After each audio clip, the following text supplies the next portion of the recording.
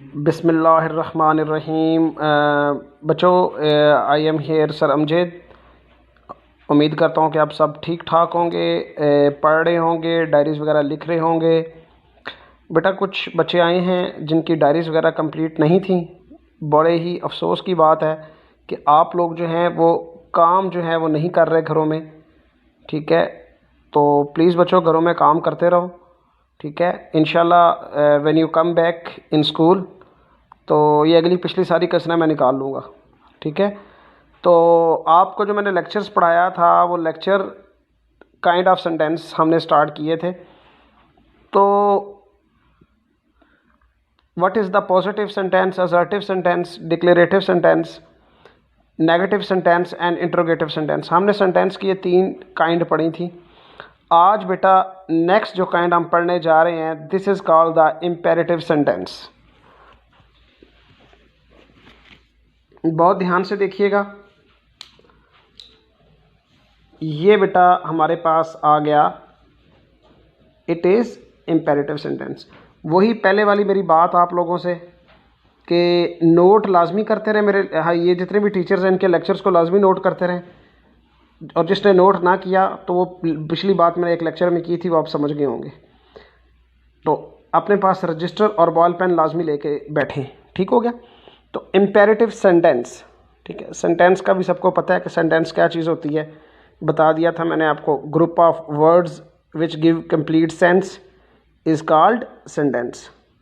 तो बेटा आज पढ़ाने जा रहे हैं आपको इम्पेरेटिव सेंटेंस।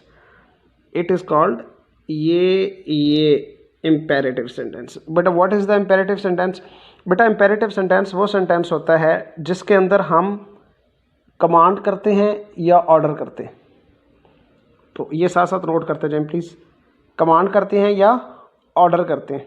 ठीक है जी। जैसे हम कभी कभी अपने छोटे बहन भाइयों पे रोब भी जमाते हैं। ठीक है, और उनको हम कहते हैं जाओ मेरे लिए गिलास पानी का लेके आओ।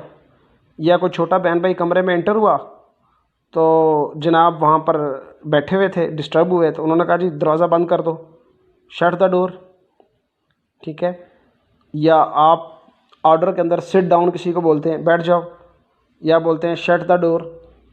तो ये क्या होता है? ये ऑर्डर होता है बेटा, लहजा बता रहा होता है कि आप ऑर्डर दे रहे। ठीक है, इसी तरीके से इम्पेरेटिव सेंटेंस में दूसरा हिस्सा जो आता है बेटा वो होती है रिक्वेस्ट। पहला हिस्सा कमांड या ऑर्डर, दूसरा रिक्वेस्ट। जो रिक्वेस्टिंग सेंटेंस होते हैं उनको भी हम क्या कहते होते हैं? Imperative sentence. ठीक है, और हमें कैसे पता चलेगा कि इस सेंटेंस के अंदर रिक्वेस्ट हो रही है? ठीक है बेटा, देखें जिस सेंटेंस के शुरू में प्लीज़ का लफ्ज़ इस्तेमाल किया जाए, ज़्यादातर वो कौन से सेंटेंस होते हैं? रिक्वेस्टिंग। जैसे कि आप एप्लीकेशन लिखते हैं और उसमें आप कहते हैं please give me today for leave. ठीक है, प्लीज़ मुझे 2 दिन की छुट्टी दी जाए। ठीक है, मेहरबानी करके मुझे 2 दिन की छुट्टी दी जाए। ठीक है, तो जो आप एप्लीकेशन लिखते हैं वो भी आप रिक्वेस्ट कर रहे होते हैं, और रिक्वेस्ट में हमेशा आप एक वर्ड इस्तेमाल करते हैं, प्लीज़। तो प्लीज़ जो है वो बता रहा होता है कि ये सेंटेंस कौन सा सेंटेंस है? रिक्वेस्टिंग। और रिक्वेस्टिंग किस में आता है? इम्पेरेटिव सेंटेंस में। याद रखिएगा, जब एग्ज़ाम के अंदर ये आपसे पूछा जाएगा तो ये आपको सेंटेंस दिया जाएगा एक, ठीक है, और उसके शुरू में प्लीज़ लिखा होगा तो वो कौन सा सेंटेंस होगा? रिक्वेस्टिंग सेंटेंस, ये वाला। ठीक है जी। इसके बाद आगे बेटा सजेशन। तो इम्पेरेटिव सेंटेंस में क्या होती हैं मेरे बेटा? सजेशंस होती हैं। ठीक है, सजेशंस किसको कहते हैं? सजेशन कहते हैं किसी को सलाह देना, मशवरा देना। ठीक है, जैसे आप घर में बैठे हैं और घर में आप कहते हैं अपने मामा पापा को लेट्स गो फॉर वॉक, आओ वॉक पे चलते हैं। जैसे कि आजकल कोरोना वायरस है तो घर में बैठ बैठ के बंदा तंग आ जाता है, तो अपने पेरेंट्स से हम कहते हैं लेट्स गो फॉर वॉक, ये। ठीक है,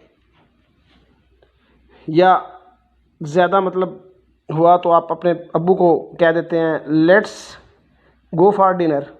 ठीक है, आई एम डिनर के लिए चले। तो बेटा जो सजेशन वाले सेंटेंस होंगे इनके शुरू में वर्ड इस्तेमाल होगा लेटस, और इसको अगर कंबाइन करके पढ़ें तो ये लेट्स पढ़ा जाता है। ठीक है, ऐसे लेट्स, ये देखें। ठीक है, तो जो सजेशन वाले सेंटेंस हैं उनके शुरू में हम क्या लगाते हैं? लेट्स, ये लेटस। तो जब लेटस किसी सेंटेंस के शुरू में आ जाएगा तो वो कौन सा सेंटेंस होगा? सजेशन वाला। उसके बाद बेटा आ जाती है एडवाइस। तो एडवाइस क्या बेटा? एडवाइस के अंदर नसीहत, नसीहत मतलब जिस सेंटेंस के अंदर शुड का इस्तेमाल हो, ठीक है, ये देखें, तो जिसमें शुड का इस्तेमाल हो उनको हम क्या बोलते हैं बेटा, एडवाइस वाले सेंटेंस, मस्ट, शुड, ठीक है। तो जैसे कि you should recite holy Quran, तुम्हें कुरान पढ़ना चाहिए, ये नसीहत है।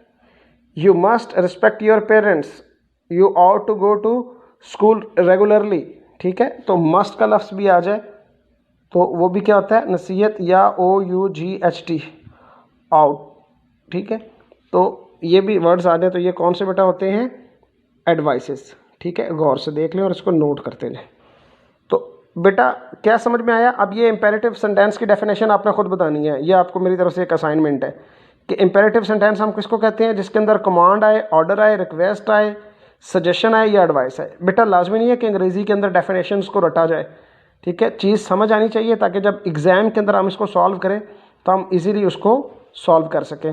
तो कमांड, ऑर्डर, रिक्वेस्ट, सजेशन और एडवाइस, जब ये चार चीज़ें किसी भी सेंटेंस के अंदर आ जाएंगी तो वो कौन सा सेंटेंस होगा, इम्पेरेटिव। ठीक हो गया जी, इसको याद रखिएगा, ये मैंने पूछना है।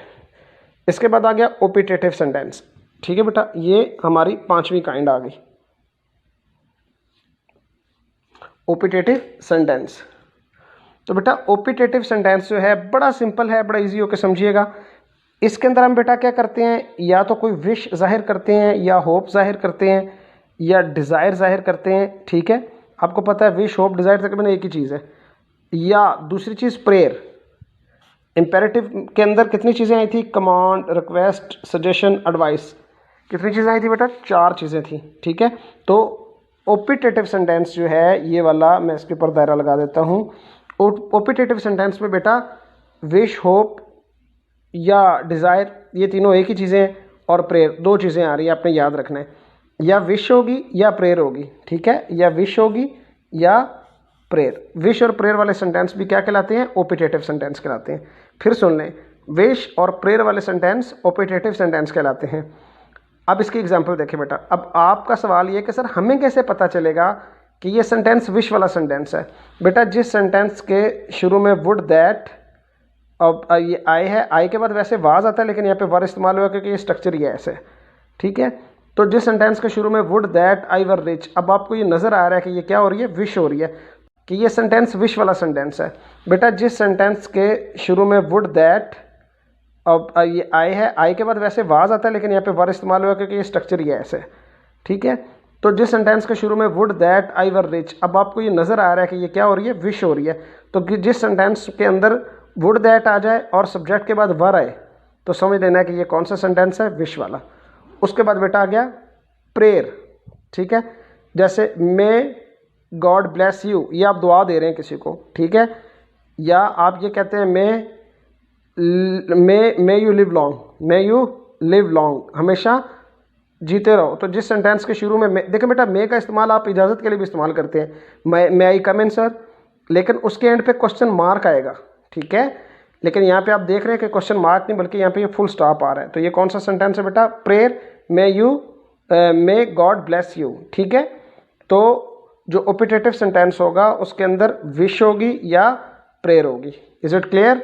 तो इसको भी आप नोट कर लीजिएगा, इतना मुश्किल नहीं है। और ये जो मैं आपको इसकी निशानियाँ बताता जा रहा हूँ, जैसे कमांड की, रिक्वेस्ट की, सजेशन की, एडवाइस की, मैं आपको बताता जा रहा हूँ कि ये वाले सेंटेंस, अगर रिक्वेस्ट आए तो प्लीज़ होगा, सजेशन आए तो लेट अस होगा, और अगर एडवाइस आए तो शुड होगा, ठीक है। इसी तरीके से मैं आपको ओपिटेटिव की निशानियाँ भी बताता जा रहा हूँ कि वुड, दैट, सब्जेक्ट के बाद वर आए तो विश, और विश आपको पता है ओपिटेटिव सेंटेंस होता है। प्रेयर अगर मे आ जाए शुरू में और एंड पे क्वेश्चन मार्क ना हो तो आपको पता है कि ये कौन सा सेंटेंस है, प्रेयर वाला। तो ये ओपिटेटिव सेंटेंस। ले बेटा, it is the last kind of sentence, ध्यान से समझिएगा, एक्सक्लेमेटरी सेंटेंस। इसके अंदर बेटा क्या होता है, express some strong but sudden feelings. Feelings, what mean of feelings, बेटा इस लफ्ज़ को समझिएगा। फीलिंग्स क्या होती हैं बेटा, फीलिंग्स यकदम बहुत ज़्यादा खुश हो जाना, गमगीन हो जाना, ठीक है। ये मैं इधर ऊपर उर्दू में लिख भी देता हूँ, गम या खुशी, ठीक है। बहुत ज़्यादा गम हो जाना या खुशी हो जानी, ठीक है, एकदम मतलब जैसे अल्लाह ना करे, अल्लाह ना करे, अल्लाह ताला हम सबको सलामत रखे। कोरोना आया, ठीक है, तो कोरोना आने से जब लोगों की डेथ हुई तो ये क्या था, सम एंड सडन फीलिंग हैं, इतने लोग दुनिया से चले गए, ठीक है, इट्स कॉल्ड फीलिंग्स, ठीक है। एंड फॉर एग्जांपल खुशी की एग्जांपल क्या हो सकती है, फॉर एग्जांपल आप मैच देख रहे हैं, एक बॉल पे 3 स्कोर चाहिए और अगर शाहिद अफरीदी वहाँ पे छक्का लगा देता है तो वो जो आपकी फीलिंग्स होगी उस वक्त वो क्या होगी, वो हैप्पी फीलिंग्स होंगी, ठीक है। तो जिसमें आप कहते हैं wow Pakistan one the match, ठीक है, इट्स कॉल्ड बेटा एक्सक्लेमेटरी सेंटेंस। नीचे मैंने एक एग्जांपल दिए हैं, how beautiful this flower is, और आगे मैंने ये देखें उल्टा आय जैसा एक निशान लगाया हुआ है, ये देखें। तो बेटा इसको हम क्या कहते हैं, ये नोट कर लें, इसको एक्सक्लेमेटरी मार्क कहते हैं। तो एक्सक्लेमेटरी सेंटेंसेस की एक पहचान ये भी है, एक्सक्लेमेटरी सेंटेंसेस की बेटा एक पहचान ये भी है कि उनके आखिर पे क्या आता है, एक्सक्लेमेटरी मार्क आता है, ठीक है। और जैसे कि हाउ ब्यूटीफुल आ गया, how beautiful this flower is, how beautiful the child is, ठीक है। इसके अलावा इसके कुछ और साउंड हैं जैसे कि आ, हाउ, वाओ, ठीक है, हा आ, हाउ, वाओ बोलते हैं ना हम, वाओ, ठीक है। तो ये वाले वर्ड्स आ जाए और किसी सेंटेंस के आखिर पे ये एक्सक्लेमेटरी मार्क आ जाए तो उसको हम क्या बोलते हैं बेटा, एक्सक्लेमेटरी सेंटेंसेस। ले जी इसको याद रखिएगा, मेहनत से काम कीजिएगा, ठीक है, और अल्लाह ताला से दुआ करें कि कोरोना जल्दी जल्दी ख़त्म हो और हम अपने आप को पाकिस्तान आर्मी में अफसर बनने के लिए अपनी तैयारी शुरू करें। तमाम पेरेंट्स अपने बच्चों का बहुत ख्याल रखें, ठीक है, और बच्चों के ऊपर नज़र भी रखें, इनके टाइम टेबल को फॉलो करवाएं। अल्लाह ताला आपका हामी व नासर हो। अस्सलामु अलैकुम।